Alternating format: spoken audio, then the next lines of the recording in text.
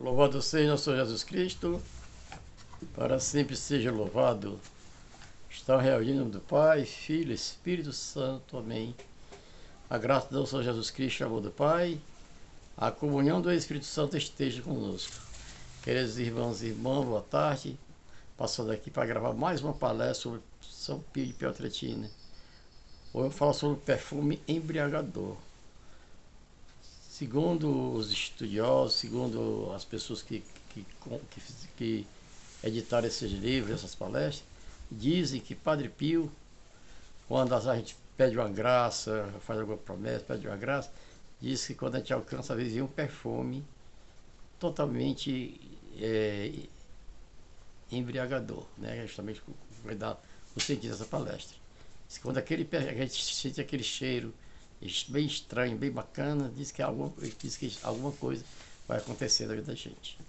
Então hoje eu vou falar sobre, como eu falei já, sobre o título para vocês. Dom Rafael Carlos Rossi confirmava outro inconfundível carisma do Padre Pio, o perfume. Depois de sua visita apostólica em San Giovanni Rotondo, entre os dias 14 e 21 de junho de 1921, elaborou um relatório exaustivo, em que aludia também um insólito fenômeno da fragrância floral que exalavam seus estigmas. Convém enfatizar que o Padre Pio não era de modo algum o santo de sua devoção, como ele mesmo, de maneira honesta, reconhecia. Esse agradabilíssimo e vivíssimo perfume, comparável ao da violeta, é testemunhado por todos, e os eminentíssimos padres permitiram que eu também o testemunhe. Sentiu quando viu os estigmas. E posso assegurar de novo aos eminentíssimos padres que fui a San Giovanni Rotondo com o espírito decidido, como quem deve efetuar uma pesquisa absolutamente objetiva, mas ao mesmo tempo com uma verdadeira prevenção pessoal contra tudo o que se contava acerca do Padre Pio. Estou absolutamente indiferente e diria quase frio. No entanto, por dever de consciência, devo dizer que, diante de alguns fatos, não pude permanecer com essa prevenção pessoal contrária. E um desses fatos é precisamente o perfume, que, repito, senti tal como sentem todos. Como se percebia, porém, aquele mistério, o perfume, sente-se a intervalos em ondas, explicava Dom Rossi. Dizem que na cela e fora dela, quando ele passa em seu lugar no coro, até mesmo à distância, um caso desse tipo aconteceu ao Arcipreste Príncipe, que o sentiu na igreja paroquial ao dar a comunhão a uma das pessoas que mais se aproximava do Padre Pio. E ocorreu também ao Padre Lourenço, superior, ao passo que aqueles que o acompanhavam não o sentiram. E observe-se que o Padre Lourenço é muito sério, prudente e cético. Em princípio, com tudo o que se relaciona ao Padre Pio. Além disso, os lenços empapados de sangue emanado das feridas do Padre Pio, o solidel que usa, as luvas, os cabelos cortados, há mais de 2 anos, conservam esse perfume. O perfume sobrenatural do Padre Pio em nada se vinculava com a cosmética, embora todo mundo procurasse em vão compará-lo com algumas fragrâncias terrenas. Aqueles que o percebiam em vida ou depois da morte do Padre Pio acabavam convencidos de que se tratava de uma prova de sua presença espiritual.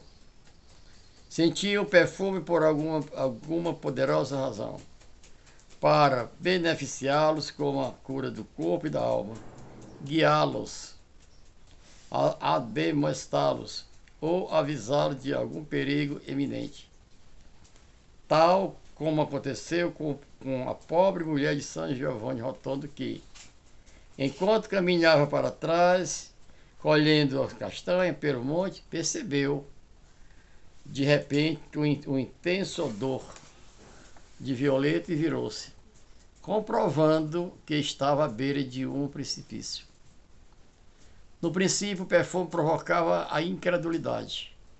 Do mesmo modo que Dom Rossi, o Dr. Romanelli, pensou mal do estigmatizado, em sua primeira visita a São Giovanni Rotondo, em junho de 1919, depois de perceber o inconfundível aroma, desabafou assim seus escrúpulos com o padre Valesano.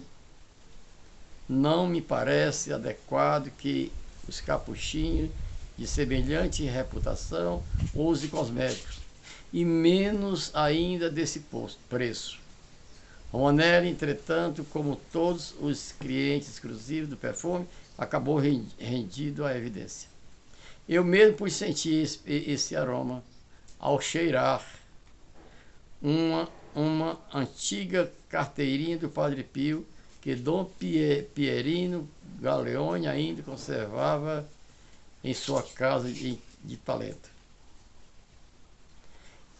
Sem ir mais longe, minha esposa Paloma percebeu uma intensa enfada de uma fragrância semelhante enquanto rezava diante do túmulo do santo, em São Giovanni Rotondo. Falando de médicos, o caso de Giorgio Festa, privado do alto desde o nascimento, mostra também muito eloquente esse sentido. Ao regressar a Roma de São Giovanni Rotondo, onde reconhecera o Padre Pio, levava consigo um automóvel, um pano empapado com sangue do Franco, que pretendia analisar depois no microscópio. De repente, seus companheiros de viagem, entre os quais havia um oficial do exército, começaram a comentar: o que é que cheira tão bem? Que perfume delicioso! Não se assemelha a nenhum conhecido. O médico sorria, pois era incapaz de sentir o cheiro de algo. Nenhum de seus companheiros conseguia dizer a marca daquele misterioso perfume, nem sua procedência. Violeta, nardo, jasmim, talvez ambar? Talvez ambar? O aroma foi sentido durante um quarto de hora, aproximadamente. Depois a conversa derivou para outros temas. O doutor Festa, intrigado, guardou mais tarde o lenço numa das gavetas de sua escrivaninha. Alguns pacientes, ao visitá-lo em sua consulta, ficaram também maravilhados por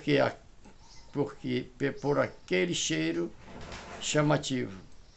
Perfume chegando a perguntar-lhes a marca. As testemunhas do aflúvio se multiplicaram em todo o mundo. Antônio de Encher, bispo de Manópole, afirmava o seguinte: falaram-me muitas vezes do perfume emanado até a imagem do Padre Pio, quase sempre com prenúncio de acontecimentos felizes, de favores ou como de prêmio, a esforçosos, generosos, feitos para praticar a virtude. O próprio Padre Rosário de Aliminuza comunicava sua agradável experiência. Senti todos os dias durante 3 meses consecutivos o perfume característico do Padre Pio no momento das vésperas, ao sair de minha cela contígua a dele. Eu sentia provido desta um odor agradável e forte, cujas as características não saberia descrever. Shalom para vocês e até a próxima. Dividi esta palestra em 2 partes, porque é um pouco longa. Talvez o YouTube não aceite. Então, até a próxima.